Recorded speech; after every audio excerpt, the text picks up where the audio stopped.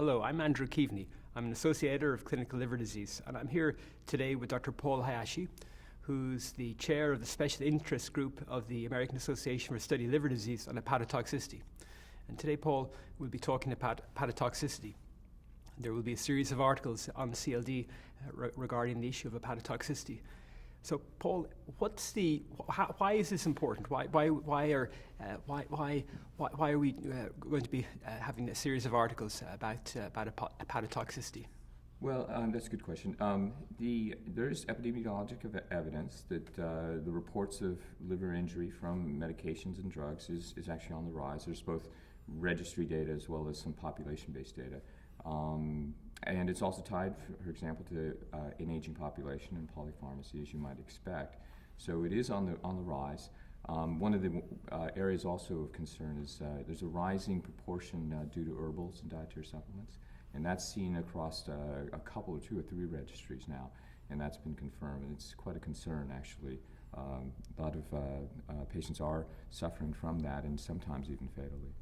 So what are the current tools that are available for us to assess for hepatotoxicity? Yeah, the main two that are in somewhat wide use are the well-known RUCAM, which is dating back to 1993 now, and then expert opinion, consensus or structured expert opinion, which is used by the U.S. Dillon. That's more of a research tool, not available to the clinicians. But the RUCAM is actually the main one right now. Are there any particular limitations or issues with RUCAM? Yeah, and that's been talked about a lot. First of all, I would say that it's a very good starting point, for example, for a clinician to use, someone especially who doesn't see DILI a lot. It kind of sets their mind as to what kind of questions they should ask their patient, what kind of tests they should get, what kind of workup they should do. But on the other hand, it can be very ambiguous. It doesn't have great user operating instructions. In other words, there's some ambiguity about some of the criteria. How do you score it? There's some subjectivity to it. So the reliability, reproducibility has suffered for that. So it does need some improvement, and that's also part of the reason that we did a symposium on it, and there's some efforts now to get that done. What are there any other resources that are available to clinicians? Yeah, I think the biggest one is LiverTox, and I think it's now much more widely disseminated. It's been a fantastic addition to both the clinician and research.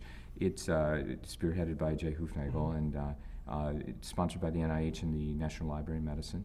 Extremely robust in terms of literature backing these drugs. There's over 1,000 drugs, I believe, that are now searchable, and the information is given in a very user-friendly format for the clinician, and I think it's been extremely helpful. So when you assess a drug, for example, you're looking for how often is this drug associated with liver injury. I like to call the rap sheet for that drug, and you can go to LiverTox and get that kind of information. So currently, nationally, internationally, are there registries available that people are compiling data so we can move forward in the field? There are actually several that have brought it up. A couple in Asia. There's of course the Spanish registry is one of the oldest ones. The U.S. Dillon.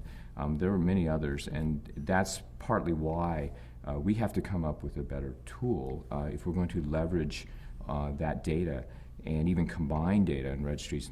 We need a more uniform way and semi-objective way to say this is or is not a DILI case, how strong is it, should be included in a research study or a clinical report and that kind of thing. So that's the goal, and that's why we're putting this together. And that's the future research and study, trying to improve the diagnostic tools, do you think? Yes, I think so, and I think ultimately, there's bench research, a lot of it looking at biomarkers, and if we can feed really well vetted bona fide cases to these researchers so then they can test their biomarkers, well then, hopefully, ideally, we'd get a really objective test for DILI, or several of them, that would honestly make the RUCAM and the Dillon expert opinion a little more obsolete, even if we had a better biomarker test, and that's really what I'd like to see.